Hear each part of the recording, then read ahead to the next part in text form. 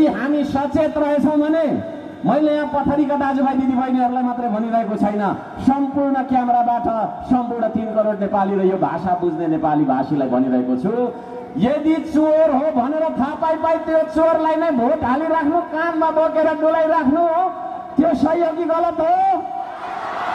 यदि त्यो गलत हो भने नेपाली समाजले किन त्यसै गरिरहेको त? प्रश्न गर्न चाहन्छु, म नेपाली समाजलाई प्रश्न गर्न चाहन्छु। एमसीसी डाइरेक्ट कुरा लैजाउँ, एमसीसी भनेको सही हो कि गलत हो? गलत हो होइन?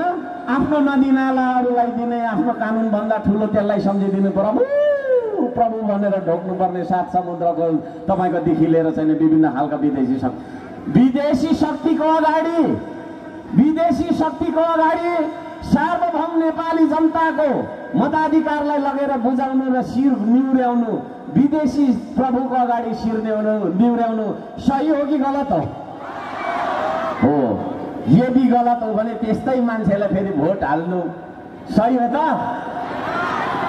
यदि होइन भने आज चेतनाको परीक्षा हुन्छ। अब यहाँ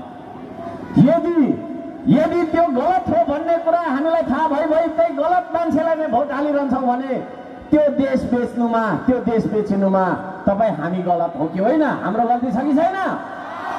अब नेपालीले यो गल्ती गर्दैन है, कुनै पनि हालतमा यो गल्ती गर्दैन, त्यसो भएको कारणले गर्दाखेरि आदरणीय दाजुभाइ दिदीबहिनीहरू, त्यो चेतनाको विकास गर्छौँ आज हामी, त्यो चेतनाको सुरुवात गर्छौँ आज हामी, त्यो चेतनाको जोस हुन्छ पथरीबाट सारा नेपालीहरूको मनमा, सारा नेपालीहरूको त मानसपटलमा हाम्रो चेतनाका आवाज गुन्जनुपर्छ। जय माटो भनिदिनुहोस्, एकचोटि जय माटो भनिदिनुहोस्। हो, ठुल्ठुला राजनीतिका कुरा गर्छन् है। म माथि सानो मान्छे, नेपालको सबभन्दा सानो मान्छे अर्को साम्बाङ है, सबभन्दा सानो मान्छे है अर्को साम्बाङ। यो देशमा ठुल्ठुलो नेताहरू छन्, यो बिल्डिङ भन्दा ठुल्ठुलो हो गरेर हिँड्नेहरू है। उनीहरूले गरेको राजनीति र श्रम संस्कृति, सानो सानो मान्छे, अघि बिहान पनि म नाला सफा गरेर फोहोरहरू सोरेर आउँदैछु, फोहोर सफा गर्ने श्रमदाता हर्क साम्पाङ र उही जस्तो श्रमदाताहरूले गर्ने राजनीतिमा के फरक भन्दा, राजनीतिको मूल उद्देश्य हुन्छ यो देशको रक्षा गर्ने, हुन्छ कि हुँदैन? यो देश बचाउने एजेन्डा भन्दा ठुलो एजेन्डाहरू केही हुँदैन।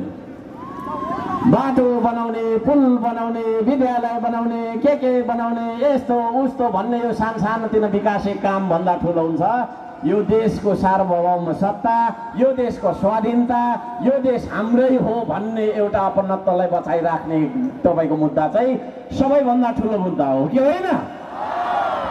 आज यो देशलाई बचाउनु पर्छ भन्नेहरूको कति छन् त है? म यहाँहरू सबैजनालाई सोध्न चाहन्छु आदरणीय दाजुभाइ दिदीबहिनीहरू, अब चेतनाको विकास गरेर पथरीबाट हामीले सुरु गरौँ आजदेखि है।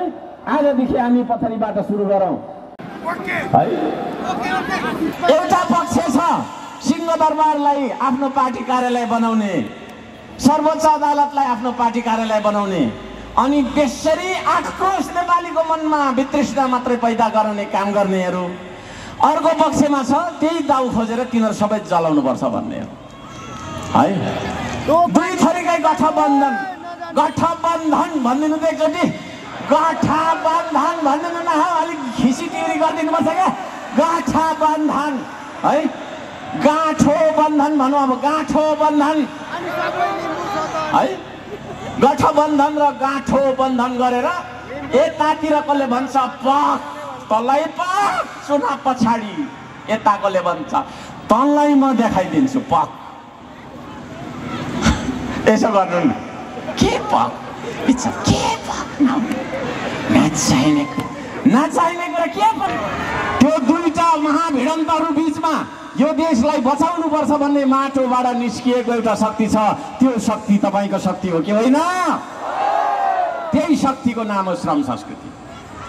हामी कोहीसँग गठबन्धन, गाँठो बन्धन कि गाँठे बन्धन गर्नेवाला छैनौँ है। त्यस्ता फटाहरू जो फटाहरूले गरिब दुखीको दैन बचत राखेको पनि बचत हिनामिना गरेर 5 करोड कति तपाईँको धरौटी तिरेर निस्केको छ है। आफ्नै तपाईँको सहकर्मी पत्रकारको हत्या भयो अरे भन्ने कुराहरू नआयो पहिला, त्यसको पनि कहाँ पुग्यो टुङ्गो छैन। आफ्नै ड्राइभर पनि खोइ कहाँबाट झरेर मर्यो अरे भन्छ, त्यसको पनि कुरा निकाल्दैन है।